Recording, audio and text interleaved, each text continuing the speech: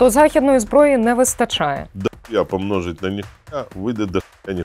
Так само, як і всі українці. Хотів вірити, що ми трамбанем, там, чи Чорний лебідь, чи Путін здохне. А в якому нині стані фортифікації? Я в такий окоп ні людей би не завів, ні сам би не зайшов працювати. Сирський більш авторитарний, ніж Залужний. Там була більше байдужість, ніж воєнна необхідність. Сирський тоді єдиний, хто зреагував, отак от підтримав піхоту, а не от ці політичні рішення. Ви не професійні воєнні. Кажу, прикинь.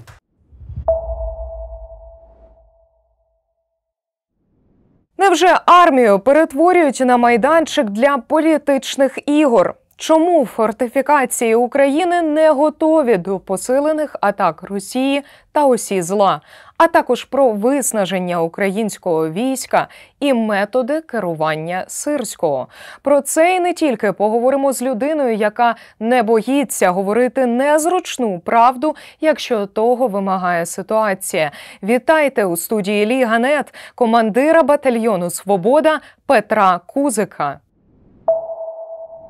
Пане Петре, дякую, що погодилися до нас знов завітати. Завжди рада вас бачити. І хочу почати з актуального інфоприводу. Днями на The New York Times написали, що росіянам вдається ефективно просуватися, і здебільшого це відбувається саме за рахунок використання нової тактики, коли вони поєднують атаки дронів з мотоциклетними штурмами. Чи ви вже бачили поєднання цієї тактики? Як воно виглядає на практиці? І поясніть для нашої аудиторії, до чого тут взагалі мотоцикли. Доброго дня. Дякую вам, що зберігаєте цікавість до воєнних, до нас, простої піхоти. Дякую за запрошення. Не мав часу читати цю статтю New York Times, але мені здається, вона трохи вирвана з ситуації, тому що дійсно є застосування мотоциклів, велике застосування дронів, але об'єднувати це в тактику, мені здається, не зовсім вірно, тому що ворог постійно намагається тиснути за рахунок своїх активів. На деяких напрямках у них там людські активи, де вони несуть великі втрати. Ну, і вони, на жаль, маємо такого ворога, який в протистоянні з нами, ми їх навчили воювати, ми чомусь у них навчились, ну, відверто кажучи. І от якщо зараз взяти світі, то в оборонній війні українська армія номер один. Нема рівних українським Збройним силам по веденню бою в обороні. Але так само наш ворог, який веде наступальні дії, постійно вчиться. По кількості цього досвіду вони також зростають. Ну, це просто очевидні речі, я кажу, тому що ми обороняємося, ми здобуваємо досвід в обороні, вони зараз здебільшого наступають, вони здобувають свій досвід в наступальних діях. От їхня реальність, вона є сатанинська по суті. Чому? Тому що направду вони використовують і загороджувальні загони, вони женуть людей на убой, вони людьми розміновують і так далі.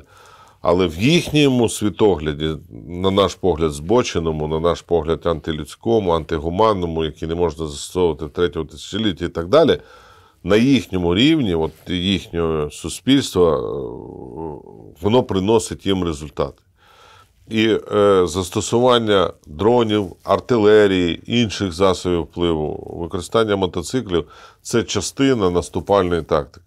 Тобто виокремити, що просуваються вони завдяки байкам і використанням дронів, не зовсім вірно, ну, бо це всього лише частина. Просуваються вони, якщо генерально брати, тому що вкрай виснажені українські оборонці. Вкрай мало боєкомплекту.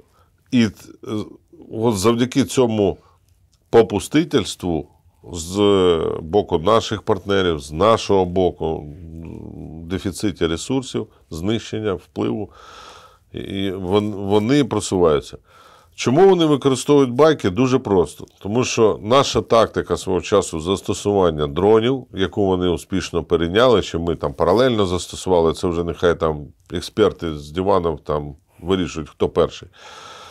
Вона передбачає, що є певна зона кілзона, яку треба, відстань між їхніми і нашими позиціями, яку ми намагаємося контролювати дронами. FPV, дронами зі скидів, якщо ближче підходять, важкими дронами, наземними дронами і так далі. І щоб її подолати, як правило, пішохідні оці всі групи знищуються на етапі висування і там десь посередині цієї кілзони.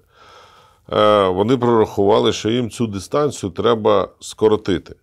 І вона дієва, повторюсь, при умові виснаженості. Бо коли піхотинець свіжий, от на нього їде там байкер, він 2 руками тримається за кермо. Він не боєздатний в процесі, тобто піхотинець виходить і стріляє. Але що треба їхнім командирам?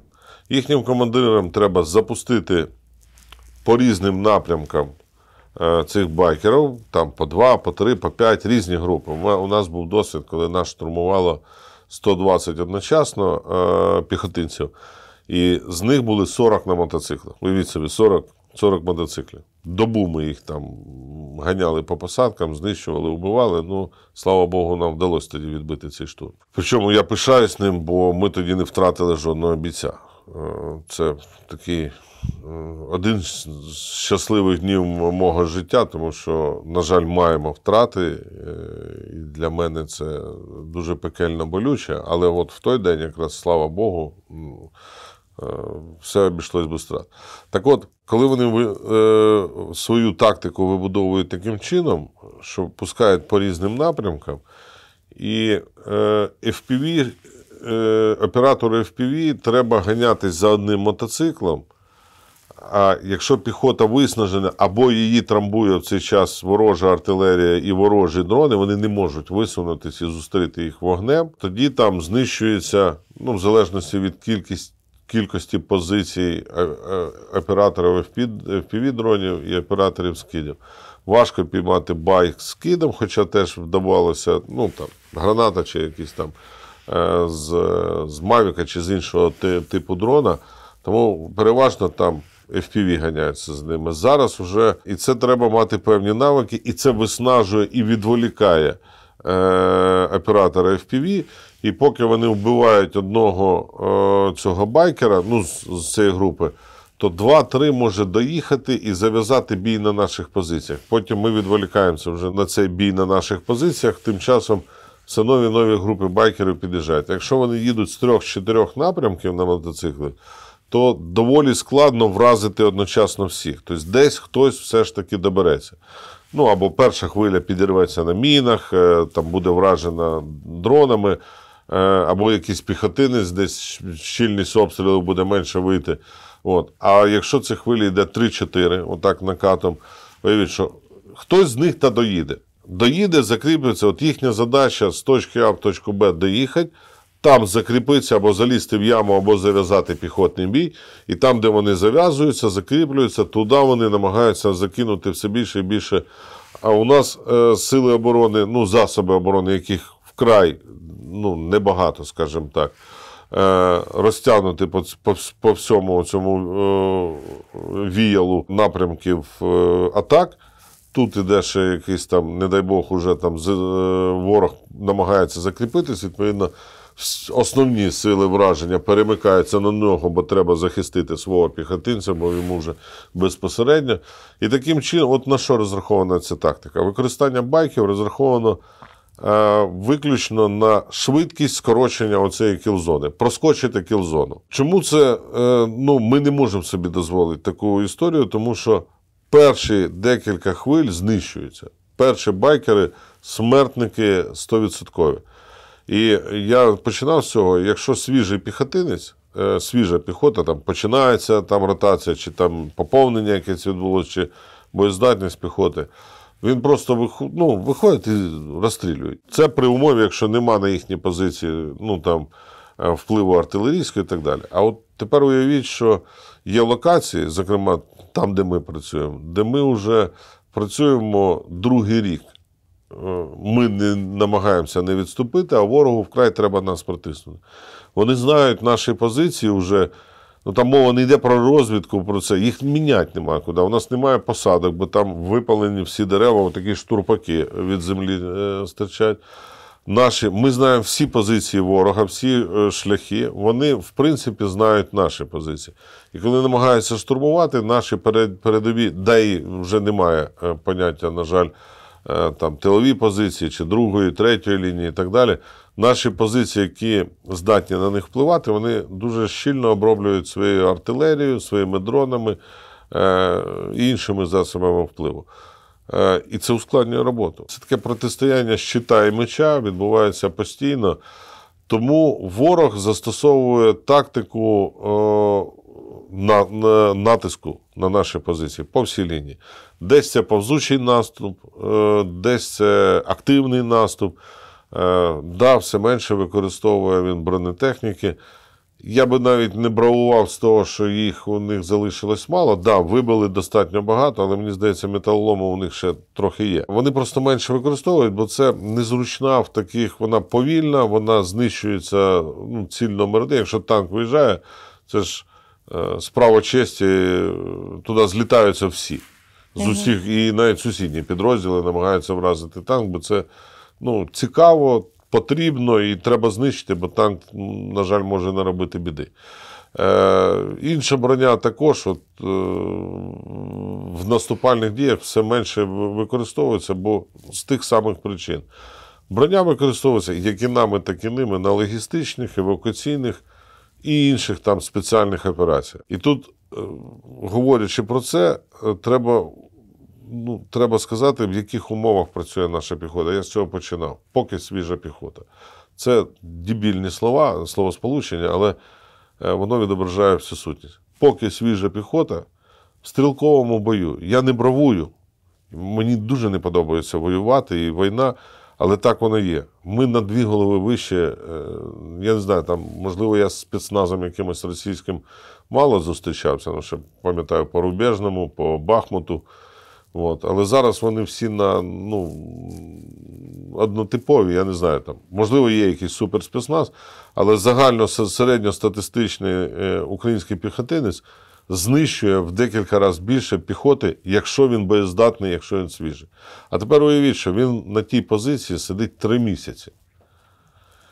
Його в день на одну з позицій вплив ворожий, я вам скажу точні цифри. В загальному 100. Це десь 20-30 скидів вибухової речовини, 20-30 скидів запалювальних систем, 20 скидів з газом. І після газу, як правило, йде осколочний скид. Розраховують, що бійці не встигнуть одягнути противогаз, вискочать подихати і їх там посічає осколками. Тобто, в середньому на одну піхотну позицію в день йде отакий вплив, це по БПЛА. Додайте сюди, це 100 скидів з вибухами. Додайте сюди ще таку саму кількість міномет, гаубиця ворожа, танк інколи виїжджає, там з закритих позиціях може постріляти, здалеку, тобто не в наступальних діях, а як там обробляє. В середньому 80-100 приходів артилерії. Тобто піхотинець, який сидить в бліндажу, в укритті, власноруч виритому своєю лопатою, бо закріплялись теж під вогнем ворога, і вже там розбудовує собі систему ходів, виходів і так далі, на нього вплив під 200 оцих вибухів, у нього отака голова за добу. Якщо він хоча б раз вдихнув газ, а я вам скажу, це з непривички дуже неприємна штука, і зараз використовують нервово-паралітичний газ. Це дуже небезпечна історія, тому в нього наступає період такого сонливості, виснаження, падає загальний тонус. Це якщо йому вдається виживати. Якщо, це методи, які ще під час Першої світової використовували. Так точно. І цей піхотинець, який сидить, першу добу відбив 3-4 штурма, другу добу, а тепер уявіть, місяць проходить в такому режимі. Другий місяць проходить. І є позиції, на які Не можна завести поповнення, бо вони, чітко ворог обробляє їх, на жаль. Не можна, чи не дають, чи нема можливості забрати звідти людей живими, бо обробляють ці позиції, чекають, хто вийде з укріплення. І на них іде натиск. І в мене були ситуації, коли вже люди були настільки виснажені, що вони на позиції не могли вести оборонний бій. І просто от позиція є всередині захисники, ворог наступає, їх там мінометами, дронами убиваємо, а хлопці просто виснажені вже, я не перебільшую, на жаль. Тобто по книжці, по уму, по совісті, їх треба забрати звідти, дати відпочити, туди завести свіжих людей, або взагалі не заводити на таку позицію, бо, не дай Бог, поранений, це ж ціла історія. Але ситуація така, що там позиція трималась, вороги зосередились на ній, вони там, навколо них десятки вбитих окупантів, з десяток, півтора цих мотоциклів валяються, які згоріли, які ще... У нас бувало, що коли легко поранений підняв ворожий мотоцикл, сів на нього, слава Богу, він завівся, він сам в цивільному житті байкером був, і він таким чином неушкоджений доїхав. Але це одиничний випадок. А якщо важко поранений, то забрати його, живого важко забрати, треба чекати, щоб були туман, дощ, умови, спланувати, вплинути на їхні запускні пілотні позиції, нашу артилерію, подавити їхню артилерію нашими засобами. Чому ворог просувається? От моє заключення. Не тому, що вони застосовують якусь там окрему тактику, байки, чи там танки, чи там дрони в них краще. Їх більше. А наших захисників менше, але це не умова. Це можна працювати. Вони просто вкрай виснажені. Підрозділи, які експлуатуються в таких інтенсивних умовах, мають мати перепочинок, відпочинок. І слава Богу, коли він є. У нас дефіцит боєкомплекта, людей, часу для відпочинку, засобів для знищення ворогу і засобів для захисту наших піхотинців. І вони просуваються, тому що ми в мінусах, тому що ми працюємо в дефіцитах. Друзі, ця пауза створена для того, щоб закликати вас підписатися на YouTube канал Ліга.нет, як я, власне, щоразу це і роблю. І, якщо чесно, я вже не знаю, як вас закликати то зробити. Будь ласка, це дуже для нас важливо. Наша наступна мета – 200 тисяч підписників на нашому каналі. Якщо нас ставатиме більше, ми зможемо запрошувати ще більше цікавих гостей, робити якісні матеріали, як ми це і робимо, але цього буде більше ком'юніті, ми будемо ділитися думками один з одним. Тож я все-таки вас дуже прошу цього разу не знехтувати моїм проханням. Підтримайте незалежну журналістику. Пане Петре, от ви згадали, що не вистачає засобів для знищення ворога. Я також бачила днями статтю у Телеграф, і там писали, що все-таки Сполучені Штати планують скорочувати військову допомогу, щоб Європа головним чином допомагала нам із постачаннями техніки і так далі. Зокрема, там посилаються на заяву міністра оборони США і на засідання Конгресу, де обговорювали військовий бюджет на 26-й рік. Скажіть, ви станом на зараз відчули якісь зміни по поставкам зброї після зміни президента США? Чи немає такого? Оскільки пишуть, що ми поки що ще доотримуємо те, що нам обіцяв Байден. Я вам скажу так, що ми піхотний підрозділ. Ми не там. Угу. Ми той підрозділ, який безпосередньо б'є ворога лопатою по голові.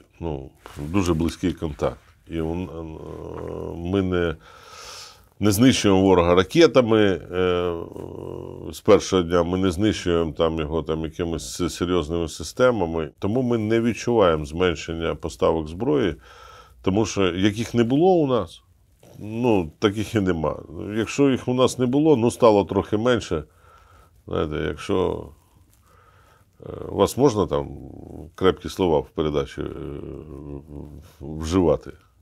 Ми можемо запікати. Є такий піхотний вислів. Якщо дохуя помножить на ніхуя, вийде дохуя я не знаю, там, чи виріжете, чи... Це піхота. Тому, якщо у нас, ми непогані по усиплянню окупанта даємо результати, дійсно непогані. Це, знову, я не бравую, там, не перебільшую. Ми їх, більше норми там укладаємо регулярно на тому, що є. На волонтерській підтримці, на дронах, на інших системах впливу. То, якщо у нас хаймерсів не було, і їх нам не дадуть, ми це не відчуємо. Це відчують там цивільні мешканці, там кияни, чи львів'яни, чи інших міст, коли буде менше ракет протиповітряної оборони, коли сюди більше буде залітати балістики, не дай Бог, чи там якихось шахедів. От це відчують. Це відчують спеціальні підрозділи, які трамбують ворога там органічно, системами серйозними. Повторюсь, ми піхота. У нас на озброєнні є серйозні штуки, але їх дуже мало. І ми їх бережемо. Умовно кажучи, у мене є там джавеліни. Я би не хотів, бо це прекрасний противотанковий засіб. Реально класний. Танка башню отриває, там він горить, феєрверк, супер. Але і наша стугна непоганий засіб. Класний. Тільки б він був. Реально, тим більше там джавелін з рук запускається, а стугну можна там оператор з бліндажа запускати, виставити і так далі. Це все деталі, нюанси. Хоча в мене, коли не було горизонту, у нас там дуже складна ситуація, то оператор джавеліна, я так кажу оператор, боєць з цим тубусом на плечах, заліз на дерево, тоді ще були дерева, і вразив танк, сидячи на гілці, зачепившись ногами, з рук запустив ракету і вразив. Це, до речі, основна наша українська воєнна таємниця, чому ми тримаємося і чому ми переможемо. У нас мотивація більше, ніж... наша основна зброя – це мотивація. Це такі там пафосні слова, але важко воювати без зброї. Я собі уявляю, якби у мене була підтримка артилерійських стволів, було в достатній кількості, був там безліміт по БК, і я би там по виявленим ворожим бліндажам обробляв би їх не своїми дронами і іншими, а от там точною артилерією, вона доволі натовська точна система. Наші Богдани круто, реально круто працюють. І я там передню лінію знищив ворога артою контролював би їхні логістичні шляхи в поєднанні з дронами, в поєднанні з іншими засобами. Це просто класна робота була би. Не війна, не геройство, нічого. Просто про що я мрію? Щоб це була як рутинна робота. Чим користується ворог? У нього є це поєднання. Вони були позиції, які вони не могли. Вони штурмували декілька місяців. Там така апокаліптична картина була, там перед позиціями все всіяно. Я серйозно кажу, все всіяно цими деградантами, з мотоциклами, з спаленою технікою. Потім вони обробили позицію Краснополя. В середньому це серйозно потужне високоточний керований снаряд, чи там ракетний снаряд. Вартість його дуже висока, сотні тисяч доларів. Але вони обробили по декілька пострілів на 8 моїх передових позицій. Можете собі уявити. І деякі позиції ми понесли втрати. Деякі позиції, які були там облаштовані хибними позиціями, чи там такими широкими дальніми тунелями з цими, то там бійці вижили. Деякі були позиції, де частина, на жаль, бійців загинула, а частина вижила. Але майже всі поконтужені. Тому що це снаряд призначений для знищення фортифікацій, і так далі. Він лазером наводиться, досить точний. Тобто для них питання ціни використання засобу не стоїть. А у нас, на жаль, ми в таких умовах, це я ж не звинувачую нікого, так нас поставили наші партнери, які там і так далі. І ми не готувалися до цієї війни. І ми рахуємо, реально там дрони рахуємо. Слава Богу, мені гріх жалітись, тому що там порівняно з іншими підрозділами, ми, ну, якби нас називають мажорний підрозділ, да, бо у нас, ну, там, зокрема, дронами чи якимись там такими засобами, що ми можемо там, через волонтерів, меценатів, через співпрацю з муніципальними радами, дай Бог здоров'я всім, кого я перерахував, от ті засоби, що ми можемо придбати там, чи десь ну, якби отримати їх, то ми забезпечені прекрасно. Ну, зокрема, і дронами в тому числі. Але і їх ми рахуємо, тому що, перше, це людські гроші, по-друге, це питання ефективності застосування. Дефіциту ми поки що не відчуваємо, дай Бог і не відчуємо. Я думаю, що стрілкотні патронів, дронів у нас вистачить. Хотілося б збільшення артилерійських систем, стволів і БК до нього. Якщо там не вийде натовського зразка, там, європейського чи Сполучених Штатів, наші Богдани – прекрасний засіб. Я серйозно кажу, не поступаються нічим. А може в деяких моментах і надійніше. Ну, там можна більше кількість пострілів зробити одночасно, без там, профілактики і так далі. Просто питання, щоб вони були, ці стволи, і було БК до них. Ракетні системи теж класно б було. Ну, і інші типи озброєння, от такі загальновійськові. Бо те, що ми там мінуємося, ну, на 80% це саморобні вибухові пристрої. Це не те, що ми унікальні підрозділи. Я підрозділ всі так роблять. Хто хоче вижити, той, ну, власне, щось робить для цього. Бригада «Рубіж» Нацгвардії України шукає тих, хто готовий стати частиною команди. Наша бригада зацікавлена, аби кожен воїн став професіоналом своєї справи. Ставай до лав бригади «Рубіж», обирай свою військову професію, заповнюй анкету на сайті rubiž.com. Пане Петре, от поки ми не забули, поки ми не перейшли до іншої теми, я хочу одразу уточнити у вас в контексті цієї пекельної втоми, про яку ви говорите. І дійсно, я від усіх глядачів вам дякую за вашу роботу. Бути піхотинцем – це одна з найскладніших функцій робіт на фронті. Як ви ставитеся до таких пасажів, як от коли Олексій Гончаренко в Раді не голосує за продовження військового стану, мотивуючи це тим, що у нас же немає закону про демобілізацію. Як персонально ви і військові вашого батальйону це сприймають? Зневажають, ну, істота. Я вам відверто скажу, ми намагаємося не споживати політичний комбікорм, це який видають на загал українцям. Тому що, по-перше, емоції, екстриму і різного роду новин нам в житті вистачає, життя дає. Але от такі події, про які ви говорите, які виходять за рамки, вони, ну, я не скажу, що вони демотивують, чи це, вони вкотре підкреслюють, відтіняють огідність нинішнього парламенту, на жаль. Їхня робота – працювати ротом.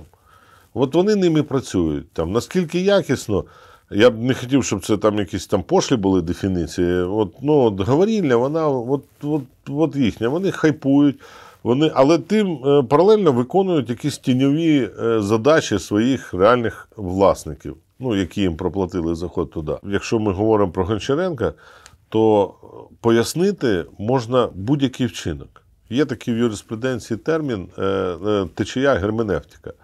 Власне, це частина науки, яка уміння, ну, оце поняття, вона визначає уміння юриста, чи адвоката, чи там обвинувачуваного, уміння трактувати один самий текст на чи користь, чи навпаки там, на шкоду.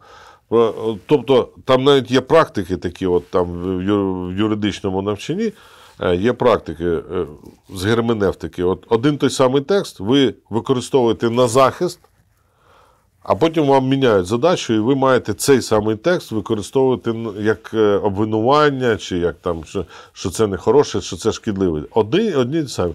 І оце уміння розвивається у юристів. Ну, бо адвокату треба викручувати, захищати, або там вишуковувати текст.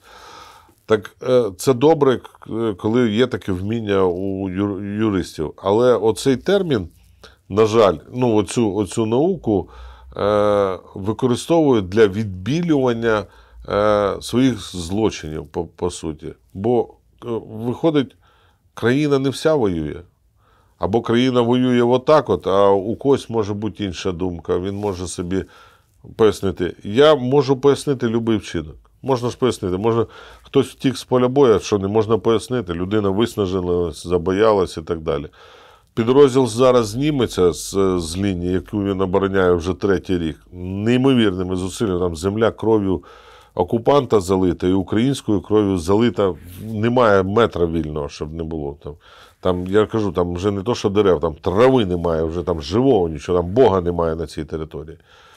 І от зараз підрозділ зніметься, ми можемо пояснити, пропусти ворога сюди. Я ж можу пояснити, я ж знайду слова пояснення. Причому, повірте, що я знайду такі пояснення, що ще й співчувати нам будуть. І в більшості це буде справедливо. Але ці хлопці стоять там, виконують свою роботу. То чому народний депутат дозволяє собі протилежні рішення проти нас, проти обороноздатності? Це можна пояснити будь-якими словами. Любий вчинок. Просто війна, вона така історія, що вона дуже проявляє людей. І коли ти не на війні, от ми з вами в студії, ми можемо з вами філософствувати, говорити, дискутувати. Воно передбачає, будь-який дискурс передбачає декілька точок зору. А на війні все реально чорно-біле. Там є ворог, який намагається тебе вбити, і тобі треба вбити ворога, тому що якщо ти це не зробиш, воно реально прийде і там завдасть тобі шкоди. Все. І є люди, які допомагають тобі вижити і знищити ворога, а є люди, які заважають тобі це робити. Так от ті, хто заважають, як їх називати? Неправильним вчинившими людьми, людьми з окремою думкою, чи мудаками, які зраджують свою націю, своїх військових, своїх солдат. Ну це вже... Відповіли дуже вичерпно. Пане Петре, от я коли готувалася до нашого з вами ефіру, помітила у медіа багато таких матеріалів із заголовками «Росія нападе на Київ», «Росія знов піде на Київ», або «Ціль Росії вся Донеччина», або «Визначила Росія пріоритетний напрямок», от посилаються там аналітики, що це буде певний такий напрямок. Я вас про це питати не хочу, тому що, як на мене, на 4-й рік повномасштабної війни вже зрозуміло, що ясно, дійсно ціль Росії загарбати всю Україну і, звісно, за можливості вони би пішли по всім напрямкам одночасно. Але я хочу в цьому контексті запитати, в якому стані фортифікації? Я ще ні разу не працював на заздалегідь підготовлених фортифікаціях. З огляду там на це, мета Росії – знищити Україну і українців. Реально демонтувати нашу державу і знищити нас як націю. Це мрія хворого Путіна, який, очевидно, збожеволів на цій темі. Чому збожеволів? Тому що війна для Росії вже несе загрозливий характер. Угу. Для нас теж.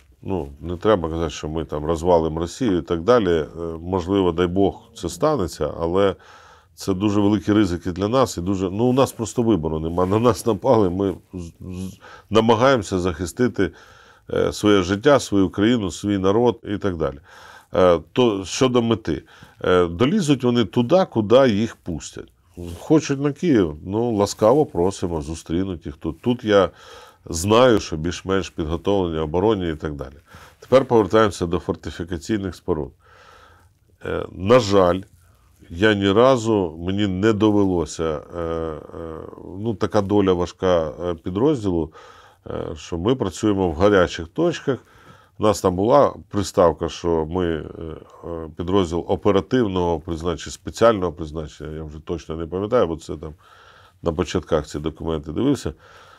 Тобто ми оперативно влазимо в всяку халепу.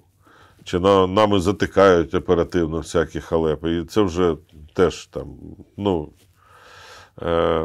тому ми або заходимо на руками викопані окопи, бліндажі, ями підрозділу, які ми там міняємо, або ми просто заходимо на ці території і під вогнем, було таке не раз, вкапуємося і так далі.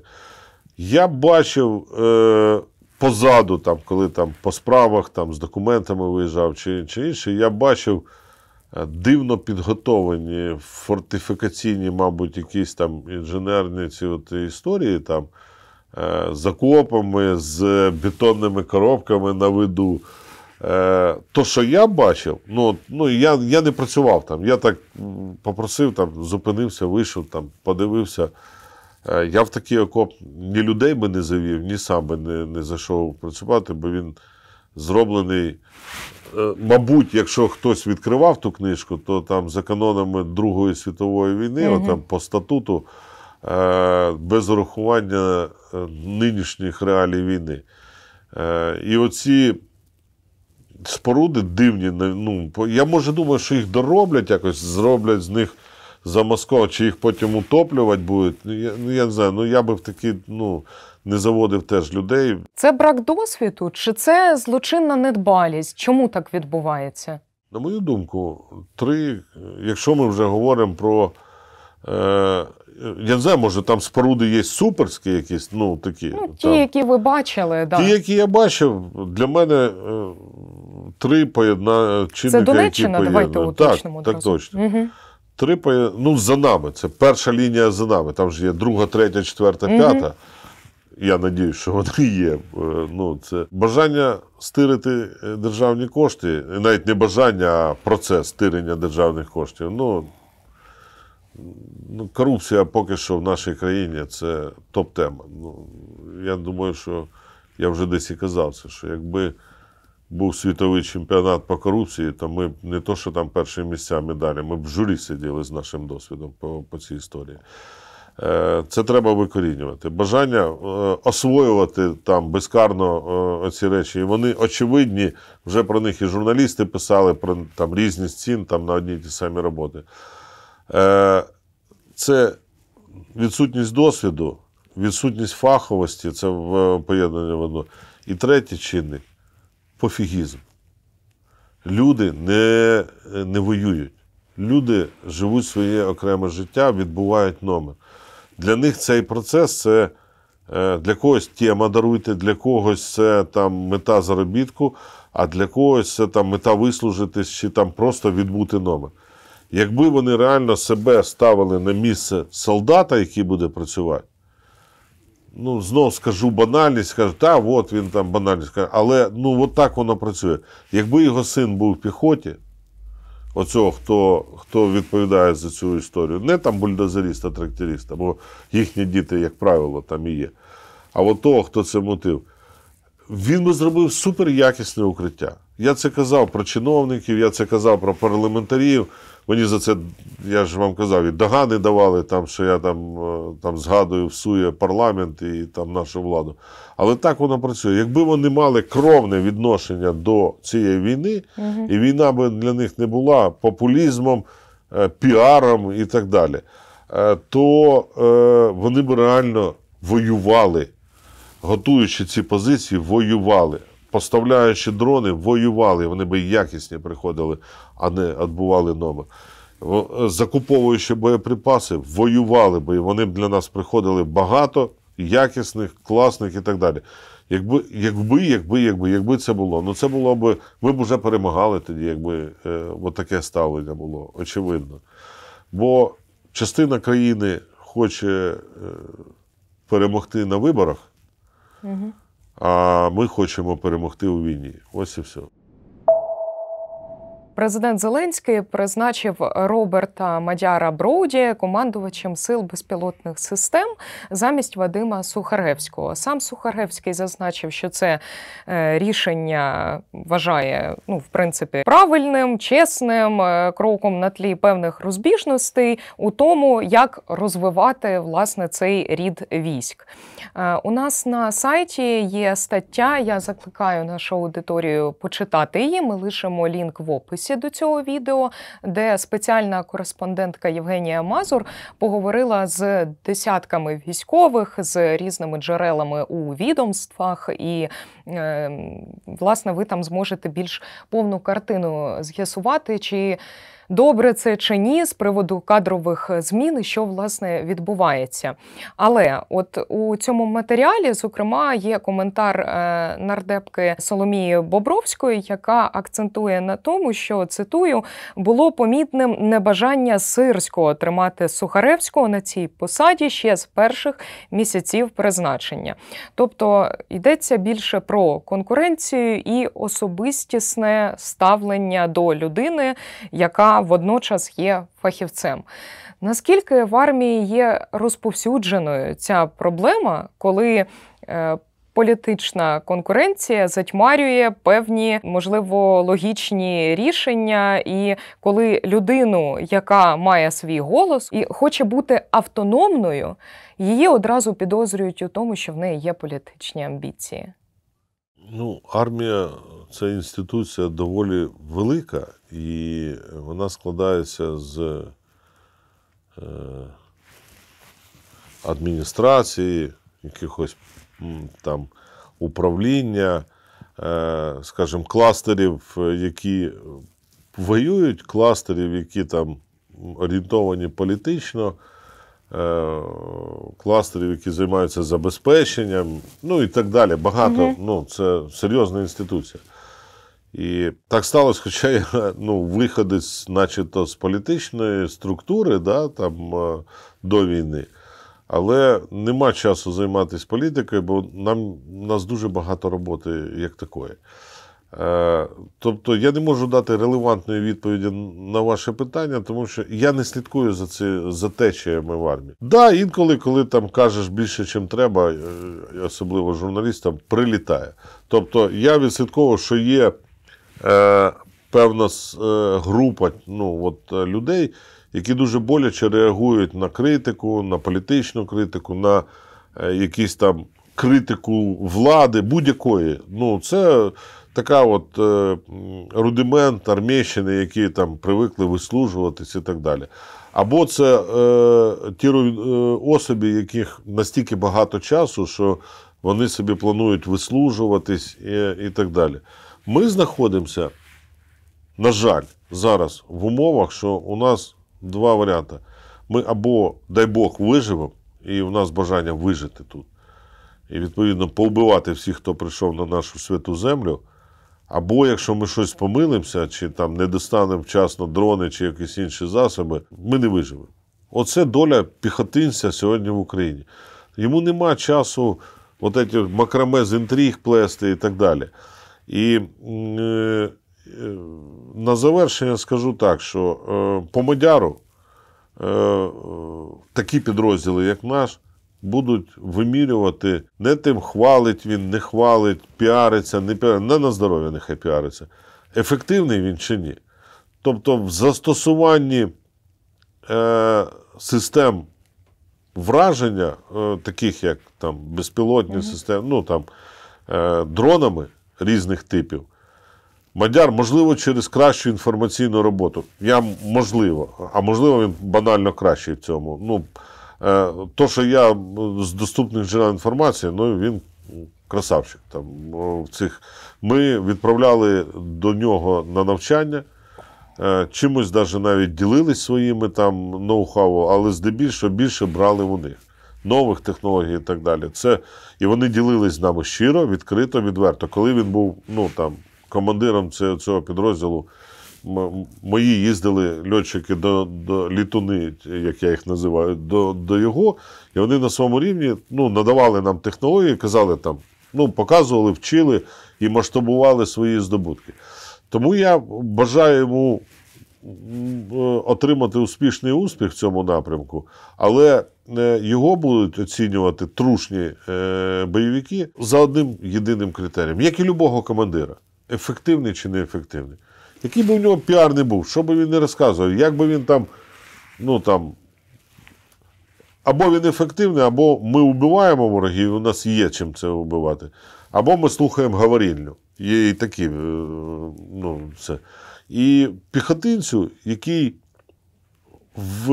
ми можемо тільки на словах намагатись передати, в яких пекельних він умовах працює, він зневажає будь-які посади, будь-які погони, всіх, кого він вважає нетрушним, всі вони для нього, як мінімум, контрацептиви, як максимум ті, що парадами зараз походять. Тобто, нема у них авторитетів, об'єктивно. Для них є свій, і так далі. Тих, кого вони визнають, і ти йому нічого не поясниш. Це, до речі, я час від часу дивлюсь, там знущаються над солдатом. Я думаю, як можна над солдатом знущатись? Це ж небезпечно реально. А потім дивлюсь, так це тилова частина якогось там забезпечення, чи якесь там будування, щось там фортифікація. Можливо, там у них багато часу, і у них такі вони нестатутні відносини можуть. Солдат, який там, він там навбивав купу ворогів, в нього почуття гідності, власного геройства більше, ніж у всього голлівудських героїв разом взятих. Ти, окрім поваги, щирої, до речі, поваги, ніякі почуття до нього висловити не можеш. Так, з принципу справедливості, в мене є один, я, мабуть, розкажу це в ефірі, це правда. По минулим вони відбили, дуже серйозно, там, створили геройські вчинки. Побивали купу ворогів, декілька місяців в оточенні працювали, і указом президента він визнаний був Героєм України. Одним з них в нашому підрозділі 7, на жаль, частина посмертна, але, слава Богу, є і живі Герої України. І один з цих живих Героїв України, він отримав указом президента Героя. Але оскільки він реально геройський піхотинець, простий солдат, не командир, навіть не офіцер, простий солдат, він, перебуваючи до цього на позиції, отримав поранення. Геройство він отримав там за події півроку у давнини. Зараз він отримав поранення, і в госпіталі йому прийшла новина, привітали його, що вітаємо, ти визнаний героєм. І він вирішив відзначитися і випив. Бо солдат, піхтура, піхота. Звісно, дізнались, скандал, там довелось працювати з лікарями і так далі. І я як командир, що я маю? Тобто він Герой України заслужено, абсолютно, я вам даю слово, що він заслужив своєю кров'ю цю зірку. Але тут я вимушений був, день назад президент йому підписав указ про героя, а через добу я йому даю догану. Це робота піхоти, розумієте? Справедливо. І він каже, да, я з цим погоджуюсь. Більше того, в нього там було легке поранення, його, з госпіталя, коли він вийшов, він зразу пішов на позиції, піхотні позиції. Тобто там ніхто там фанфари, ні це. І з побратимами, на рівних, так з ними, бо вони всі герої. Бо реально зараз піхота робить таку роботу, що в кого не тикнути пальцем, реально заслужено, не то, що я там пафосно кажу, вони герої, реально можна давати зірку героя. Просто у цих висвітлили їхню роботу. Я не применшую їхній подвиг, вони реально заслужили там 3 чи 4 більше раз зірку героя. Але їх вдалося підсвітити і організувати подання. А на цій лінії, з цього флангу, зробили таку саму роботу, просто вийшли, і слава Богу, що вийшли живі. А дехто не вийшов живими. І, так система побудова, ми не можемо кожному дати. Да? До чого це я кажу? До того, що вони всі герої, вони всі супер вмотивовані, бо по-іншому ти не заставиш його воювати. В тюрмі набагато кращі умови, ніж на передній лінії. Ну і так далі. Да? Тобто це люди-титани, які витримують таке, що ні один солдат ні одної країни цього не витримає. А якщо говорити про наших чиновників, то хоча б один день вони на тих позиціях, один день, не більше. Да який день? Там 2-3 години, якщо виживе, у нього світогляд би кардинально змінився, і це були б супер класні для людей люди. Але вони туди, ну, очевидно ж, не поїдуть, це фантастика. І от цих людей неможливо принизити. Вони вже в такому стані почуття гідності, що до них неможливо застосувати будь-які репресії і так далі. Виключно принципи справедливості. От, зальот, визнаєш, визнаю. І разом, трушності. Це я до чого? Повертаюсь до призначення Мадяра і вашого питання.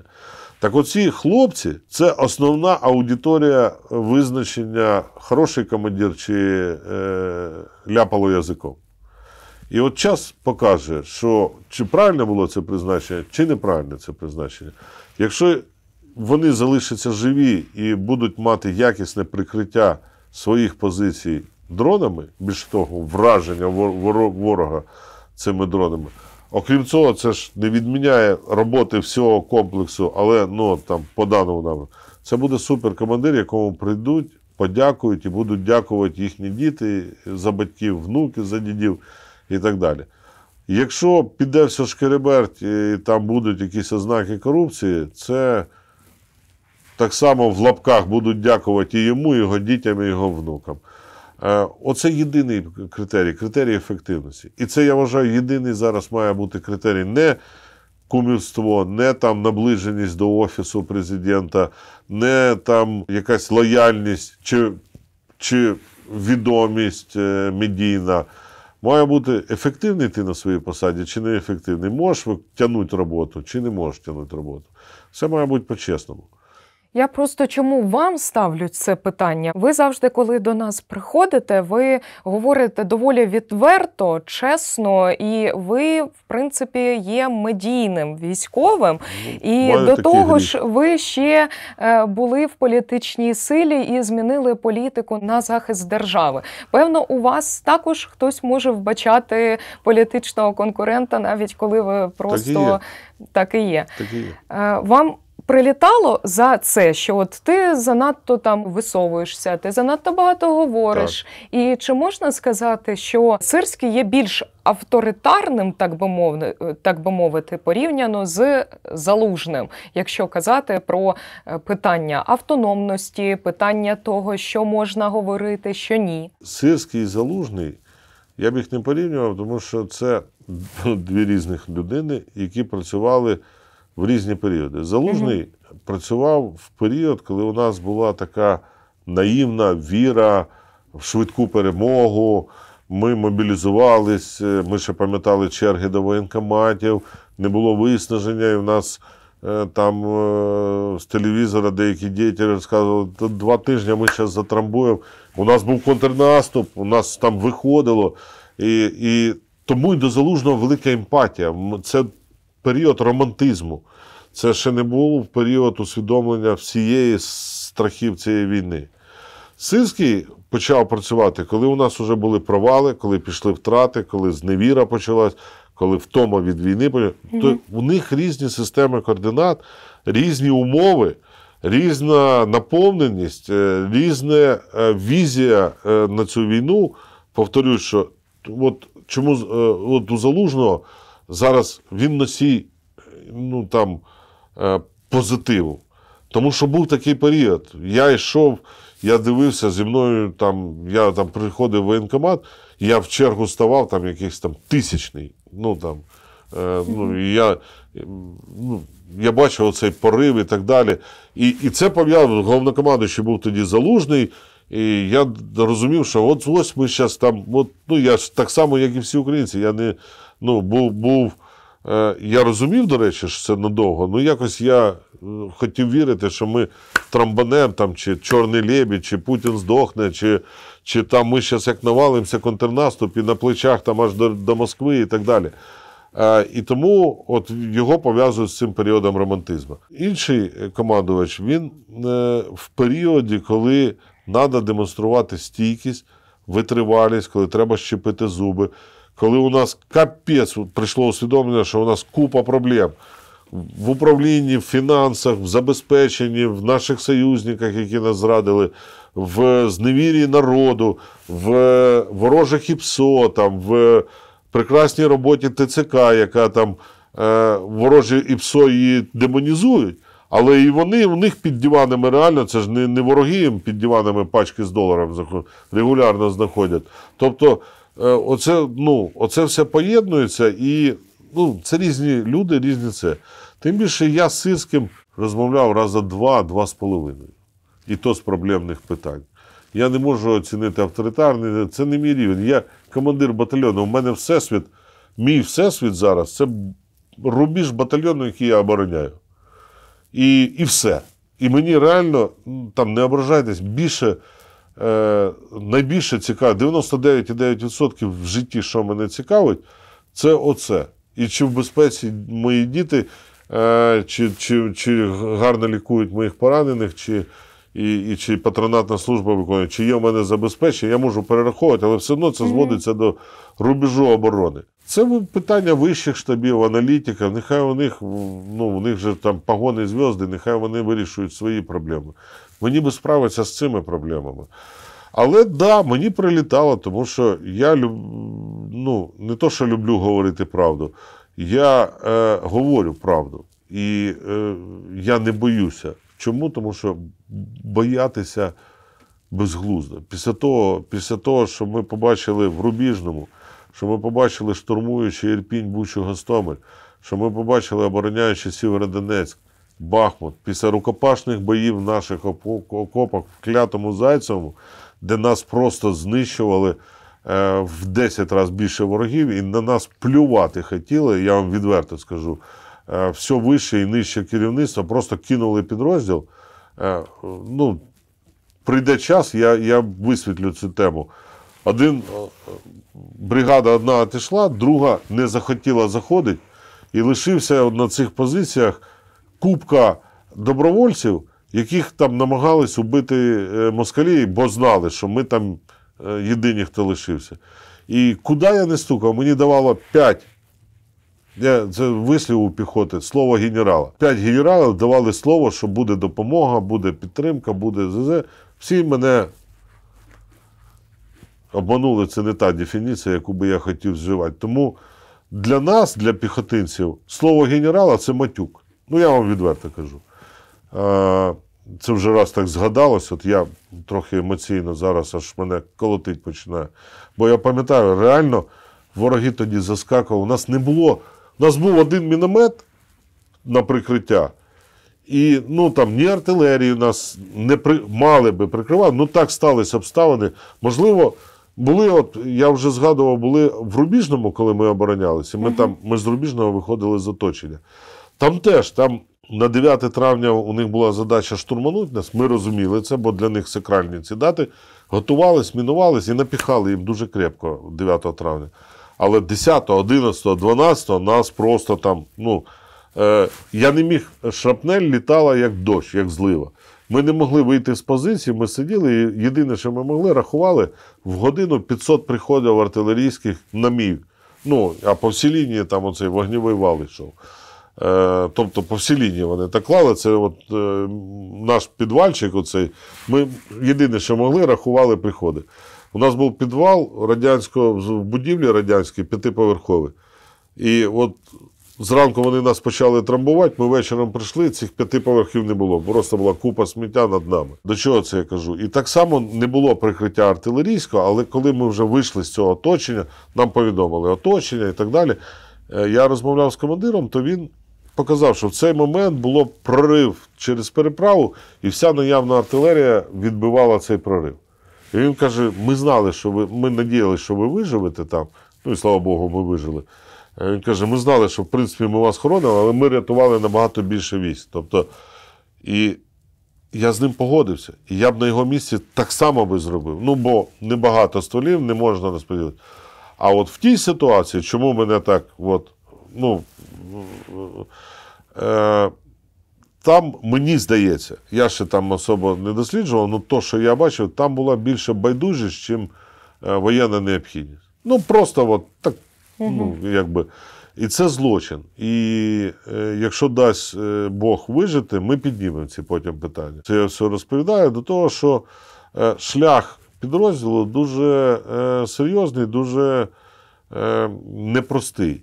І от там про тому ж Зайцеву я кажу, що там бійці в буквальному, не гіперболічно, я кажу, буквально рукопашні там знищували ворога в рукопашних боях. У мене в той період загинуло за ту ротацію 6 бійців. Це, мені казали, начебто і небагато. Але це 6 бійців, які вартують роти ворогів, там, чи може і більше. Це добровольці, це неймовірні люди, титани. І ми вже, коли звідти вдалося витягнути підрозділ, теж майже, ну, з напівоточення і там з великими цими проблематиками, але вдалося витягнути. До речі, це наче компліментарно буде, ну, але це правда. Сирський тоді єдиний, хто зреагував, ну, отак от підтримав піхоту, а не от ці політичні рішення. Бо не хотіли відводити, мені здається, саме просто суто з політичних, бо сенсу не було тримати. Ні справа, ні зліва, там же вороги були. Ну, це вже, я ж кажу, це історія, якщо дасть Бог вижити, ми будемо її висвітлювати. Але були і приємні, ну, такі якісь рішення, хоча, ну, це таке, ці всі історії. І мене ж з війни ніхто не звільнить. Чому мені боятися? Ну, кого боятися? А мені закидають там, ти займаєшся політикою. Чим, в чому? Я вийшов з політики, коли почалось повномасштабне. Вся партія прийняла рішення, що ми припиняємо партійну діяльність, ми, хто може воювати, іде воювати, хто не може, забезпечує фронт. І так і сталося. І мені ще скажуть, там, ти займаєшся політикою. В тому, що я кажу правду, тому, що я кажу, що в нас мало бика, або деякі дегенерати роблять неправильні рішення. Ну, я вам скажу, що, ну, заради справедливості, коли я був ще там добровольцем, там, я багато рішень сприймав, ну, таких дуже гостро, ну і зараз їх сприймаю гостро, але не розуміючи, от то, що я казав, що є воєнна необхідність, є воєнна доцільність, є війна взагалі жорстока штука. І ця війна подарувала декілька командирів, у яких я багато чому учусь, професійних. Бо я спочатку якось ставився до кадрових військових, ну, трохи, ну, якби, ну, от вони кірзові, вони не здатні до швидкого розвитку і так далі. Є серед них такі, відверто кажу. Але є серед кадрових військових, ну, люди, у яких треба вчитись, яких треба висувати на керівні посади. Є командири, які розуміють, підтримують, міняються. Як і серед людей. Є хороші, є погані. Це, ну, військові такі самі люди, як і ми. Є, які хотіли вислужитись перед владою, на будь-яку мою критику влади там намагались мене трамбувати. А є командири, які з розумінням, ну, там, навіть прикривають мене в чомусь, там, коли намагаються репресувати. Тому, ну, боятись мені нема чого. Кар'єру воєнного будувати я точно, ну, не збираюся. Тому буду я в такому званні чи в такому званні, мені, ну, реально. З війни, я підозрюю, мене не звільнять, ну, об'єктивно. Догани на мене не діють, погрози на мене теж не діють, бо я піхотинець, я пройшов окопи, бліндажі і так далі, поранення в піхотних боях маю. Ну, мені, як це, не просто байдуже на погрози, це небезпечно робити погрози, тому їх і... Ви ще розкажете про них раптом що? Ну, можливо, да, можливо, да. Тому я незручний в цьому плані, якщо у нас підрозділ весь такий нарваний. Ми добровольчий батальйон. У нас сформовані певні відносини, пов'язані на побратимстві, взаємоповазі і відсутності чіткої ієрархічної оцієї щелкання каблучками. От вони сидять, і приходить колега, каже до мене, молодший лейтенант. Каже: Миколаївич, будеш каву? Я говорю, буду, зроби. Він йде каву робить, каже, зроби мені. Каже, а колеги твої будуть каву? Кажу, спитаю у колег. Колеги, ви будете каву? Да, будуть. З'ясували, яку каву, він йде. І вони сидять, такі кадрові, вищі офіцери, кажуть, дивляться на це панібратство. Кажуть, воюєте ви класно, але ви все ж таки не професійні воєнні. Бо це звернення, дозвольте звернутись, там, чи можу я вам запропонувати каву. А це не моє. Я цю дефініцію украв у Шаргорода, це мій. Він уже таке говорив так само пану полковнику в іншій локації. Просто і мені вона прийшла в голову, він каже, ви все ж таки не професійні. Повторюю, це я взяв у свого бійця, у якого вже була подібна ситуація. Він каже, ви не професійні воєнні. Я кажу, прикинь. У нас є професійна армія, яка би мала напіхати ворогу, коли він тільки крок ступив через кордон. І всі там журналісти, комерсанти взяли в руки автомати і непрофесійно воюють разом з вами. Прикинь, звісно, ми не професійні воєнні. Ми б мали зараз бути в іншому місці, а професіонали мали би їх. Така ситуація. Якби їм сказати вже не було чого. Да, ми не професійні воєнні.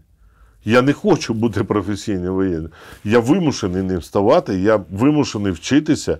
Я кожен день, не перебільшую, я кожен день намагаюся отримати якусь інформацію по якимось новаторствам. Кожен боєць, який не воює, він учиться у нас. Це правда, бо по-іншому ми не виживемо на цій війні.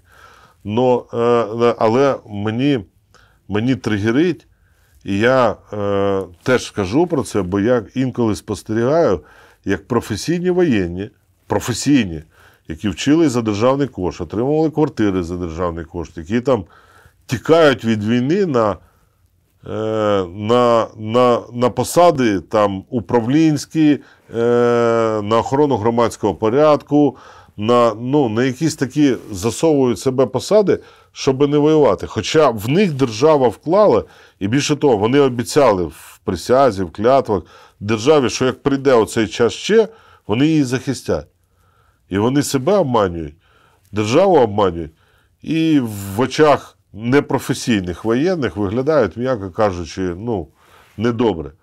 Є така історія? Є. У нас величезна, як каже той же пан Шаргород, я вже цитую Шаргорода, це неймовірний героїчний боєць. В Сєвєродонецьку коригував наш танк, тобто все літає, все свистить, а танк не міг прицільно стрільнути. І він вийшов перед танком і каже, да нижче ствола опускай, нижче.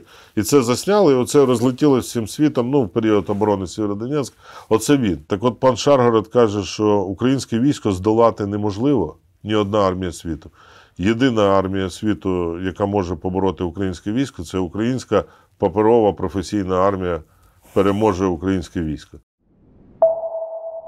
На завершення, як ви думаєте, чи варто йти зараз на домовленості з росіянами, чи все-таки певна пауза, перемир'я так зване, воно буде більше на користь нашому ворогу? Війна – це процес протистояння. Паузи можуть бути, перемовини, загострення і так далі можуть бути і на користь, і на шкоду. Якщо ми процес перемовин будемо з надією чекати, це явно буде на шкоду. Ворог підготується краще, накопичиться краще і там здійснить свої задумані плани. Якщо ми цей період будемо якісно готуватися, от якби у мене була пауза в протистоянні, там на моїй ділянці, я би умовно не стріляю. Були колись там мінські домовленості, і в мене на позиціях ще в АТО, бо я ми намагалися якомога більше вбити. Нам присилали спостерігачів, щоб ми дійсно не дотримувалися перемиря і не стріляли. Бо їх ворог регулярно порушував, ми змушені були відповідати. Так от, я би використав цей період перемиря, замінувався, закопався би якомога глибше кожну позицію. Можна було б туди транспорт, забетонував би їх і це фантастику кажу, чи перекрив би, чи можна від колод до плит якихось. Замінувався би так, щоб у мене миші підривались, така щільність мінування була. Накопичив би БК, розосередив би його, простріляв би все, дронів би навіз на позиції багато і так далі. Я би підготувався до протистояння.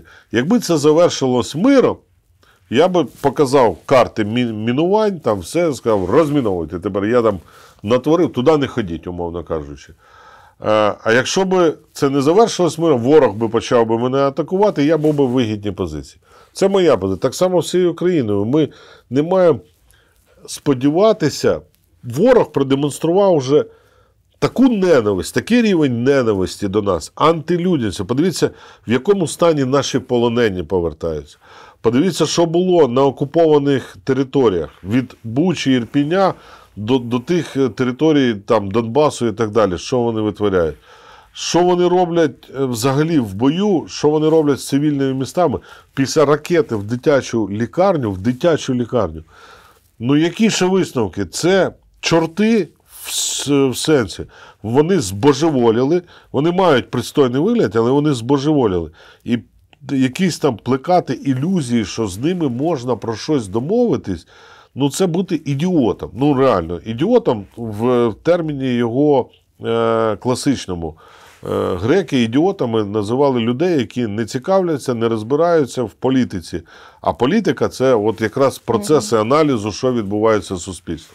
Відповідно, ми маємо справу з божеволілою, здеградованою, спеціально, до речі, відбулись інституційні процеси деградації російського суспільства, їхньою владою через засоби масової інформації, через засоби пропаганди, до рівня тварин, які хочуть убивати українців. У них цей культивований рівень ненависті до нас, знівельована людяність українців, і вони, ті, хто сюди приходять, коли попадають в полон, вони намагаються говорити приємні для нас речі.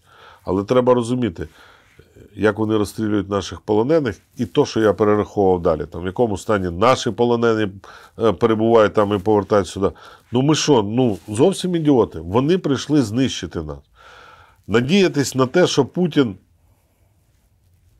щось зміниться. Змінитись може кількість, яку ми вб'ємо їх на нашій землі, обороняючись, стане критичною для них. Хоча, я розраховував давно, що ця цифра буде, бо цифра Афганістану показувала для Радянського Союзу в десятки тисяч, для них була критична. Цифра в Чечні сотні тисяч. А вони настільки збожеволіли на темі України, що ми вже переходимо мільйон, а це реальна цифра. Плюс-мінус. Реальна цифра. Це, що би їхня пропаганда не говорила, повірте, це, політати над позиціями, подивитися, скільки трупаків їх просто собаки дожирають, вони їх навіть не забирають. Ви переконаєтесь, що це правда. І зараз же ж кожну втрату, яку ми подаємо, її треба підтверджувати, фото-відеофіксацію. Між того, мені навіть не зараховують втрати. Я танк знищую, він вибухає боєкомплект, башня отривається, все, згоріло, і екіпаж згорів. І мені їх не зараховують, танк знищений зараховують, а екіпаж не зараховують, бо відео і доказів я не можу надати, що вони з них. Чи бліндаж, заходить всередину FPV-шка, і там відбувається детонація, і 2 доби все вибухає, горить, і завалюється бліндаж. І, відповідно, туди забігло 4 орка, а звідти вже завалило, ніхто не вийшов. Але мені їх теж не зараховують, бо я не маю відео підтвердження. Тобто, я думаю, що цифри ще й занижені офіційної статистики. Це так. Ми вже переходимо мільйон знищених ворогів, а для них ще не боляче. Але рано чи пізно ця цифра стане детонатором до розвалу Росії. Може, це буде 1 100 000, або 1,5 мільйона, або 2 мільйона, або 3 мільйони. Я не знаю, скільки. Дай Бог, щоб це було чим менше, тим краще. Але ця цифра, вони не усвідомлюють цього, бо вони запалені не на збереженні розвитку своєї країни, а на знищенні нашої. І вони реально знищать своїх солдат рано чи пізно настільки, що це призведе до руйнації Росії. Дай Бог.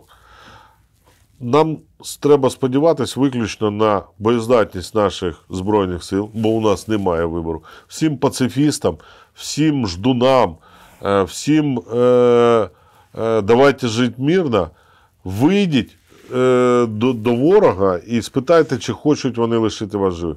Вас застрелять, пограбують, зґвалтують, а потім знищать. Навіть якщо ви лишитесь живих, оці чоловіча частина населення, не дай Бог впаде Україна, ви будете в передових штурмових загонах для подальшої загарбницької війни божевільного Путіна. Чорта, який просто на старості років вирішив викупатись в крові цивільних невинних людей. От така реальність. Вона неприємна, вона неприйнятна навіть дечому, но іншої нема. Якщо ми не будемо оборонятися, шансу вижити у нас не буде. Якщо ми будемо оборонятися, можливо, і невеликі шанси, але у нас є. Ось, на жаль, і все. Я би хотів, щоб наші діти не знали того, що, нашої долі, що вони вже жили в мирній, процвітаючій європейській країні, Україні, яка там, в них була проблема новий телефон чи нову марку автомобіля купити, як була до війни. А нам треба максимум зусиль докласти, якщо хоче такої долі нашим дітям. Нам Бог уже не подарував такої долі. Всі, хто усталі від війни, хто впроваджує, що війна там треба владі, я не прихильник нашої влади. Більше того, я, мабуть, я свободівець, тобто я, опозиціонер до, неважливо, там, зараз мова не про це. Але я точно знаю, що головний ворог – це окупанти, які прийшли вбити нашу націю. І спасіння нас в єдності, в підтримці один одного. Війна, зараз не час займатися політикою, з'ясуванням, міряння рейтингами, хто кращий, хто гірший, хто до якої там політичної структури належить. Ми всі зараз маємо бути націоналістами, якщо хочемо вижити і щоб вижила наша нація, наш народ. Ми всі маємо бути цими. А як тільки нас травлять в політичне протистояння, нам навіть не кінець, нам просто... Ми зрозуміли. Да. Пане Петре, я вам дуже дякую за щиру і цікаву розмову. Дякую. І дякую нашим глядачам за перегляд цього відео. Не забувайте ставити вподобайки, лишати свої думки у коментарях і, а вже ж, підписуйтеся на наш канал.